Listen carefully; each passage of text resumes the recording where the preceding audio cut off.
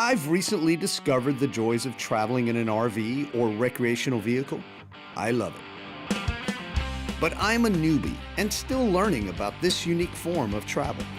However, I've vacationed in Central Florida since I was a kid growing up in rural Tennessee. But you may ask, why would a show called Raw Travel visit, of all places, Central Florida, where the amusement park that shall not be named and other touristy sites abound? Fair question. It turns out just north of Orlando, you'll find the flip side to this place, one I'd never experienced. North Orlando's Seminole County has mesmerizing nature with outdoor activities galore, and its charming historic downtown Sanford is fast becoming a gastronomical and arts destination.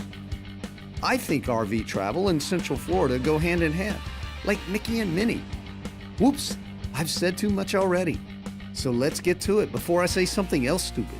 It's time for an RV road trip through Central Florida.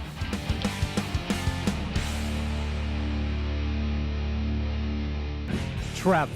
For some, it's a luxurious escape, or maybe an adrenaline-filled adventure.